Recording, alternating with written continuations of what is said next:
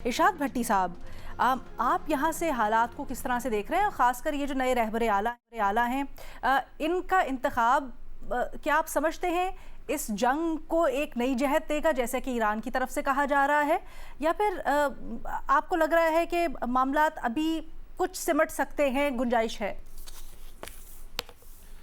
Madam Sheikh, Iran ने तो नई जहत क्या नई तारीख लिख दी है। अच्छा।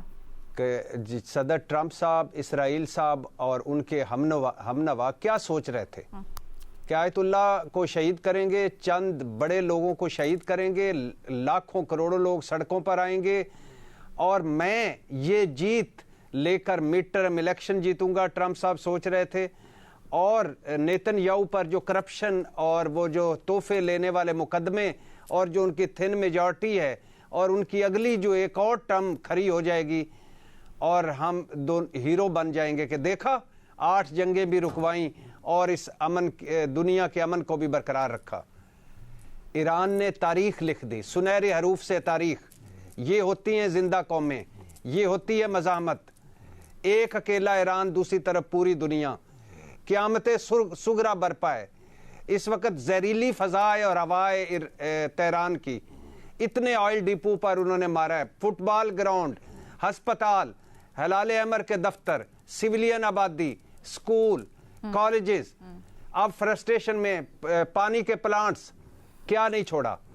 लेकिन एक ये मज़ामत। दूसरी जो कमाल की तारीख लिखी कि ऐन जंग के दौरान अपना रहबर मुंतखब कर लिया। आपको पता है आयतुल्लाह खामनाई साहब की 6 बच्चे हैं, 4 बेटे 2 बेटियां, और ये बेटों में दूसरे नंबर पर हैं। और ये सारा उनके दफ्तर का देखते थे आयतुल्लाह खामनाई साहब का पूरा दफ्तर और उनका निज़ाम। और 2010 के बाद से ईरान की बासर तरीन शख्सियत हैं।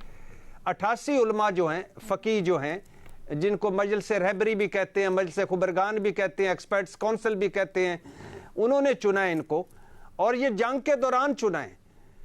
और ये बाप अपने वालिद से ज्यादा हार्ड लाइनर हैं। और पता है जब ये मुंतखब हुआ है तो उनके मुंतखब हुए उसके बाद जो पहला अटैक हुआ है उसके इसराइल पर, तेल अवीव पर, उससे पहले ट्वीट आया है।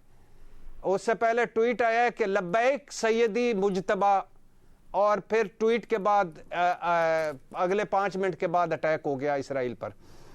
क्यों मैं कह रहा हूं कि ये हार्ड लाइनर होंगे? वालिद, वालदा, अहलिया और बहन को खो चुके इस हमले में। कदामत पसंद गुलाम अली हदाद आदल की बेटी से शादी हुई है, कुम के तालीम याफ्ता हैं। और मुस्तफ़ा खामनाई जो इनके बड़े भाई हैं, उनके साथ ये ईरान इराक जंग में अगले मोर्चों पर भी लड़ चुके हैं, खिदमात सर अंजाम दे चुके हैं। और इनके पास हुज्जतुल्लाह का ओहदा था, ये 1 दर्जा कम है आयतुल्लाह के ओहदे से। और पासदाराने इनकलाब से बड़े अच्छे तल्लुकात है, क्योंकि ऑन बिहाफ ऑफ वालिद साहब पासदाराने इनकलाब में जो जितनी भी चेंजेस की लास्ट 8 सालों में, आखिरी 8 सालों में, वो इन्होंने की। और वो ये सारा पासदाराने इनकलाब के बिल्कुल करीब हैं और एक दूसरे से जुड़े हुए हैं। और पासदाराने इनकलाब रीढ़ की हड्डी है। अब मैडम शेख 2-4 जुमले। पहली बात तो ये जो आपने कहा कि वाकई कोई प्लान अब नजर नहीं आ रहा अमेरिका के पास। और यानी आप देख लेना कि हमला किया क्यों। मार्को रूबियो क्या कहता है? चूंकि हमें पता चल गया था इसराइल ने ईरान पर हमला करना है, ईरान ने इसराइल पर, अमेरिका पर हमला करना, हमने काम पहले ही कर दे। कोई अब प्लान नहीं नजर आ रहा, गले की हड्डी बन चुकी है ये जंग। ट्रंप साहब की निगली जा रही, नुगली जा रही है।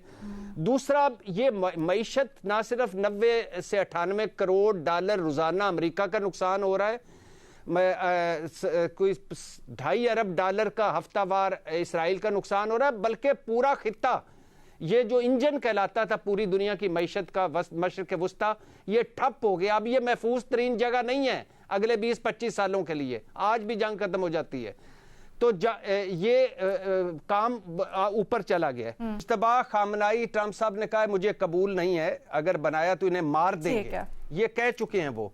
और मुझसे पूछे, मशावरत करें। मतलब अमेरिका का सदर बनना हो तो पहले इरशाद भट्टी से पूछें कि किसको बनाना है, और फिर मुझसे मुशावरत करें।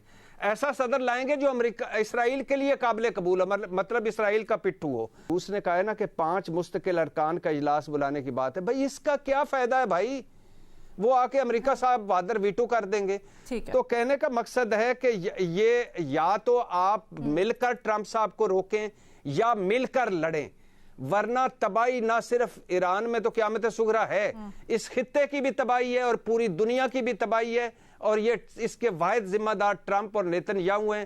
آج کے ہٹلر نیتن یاہو اور آج کے ان کے ساتھی ٹرمپ صاحب, یہ دونوں اس پوری دنیا کے تباہی کے ذمہ دار ہوں گے.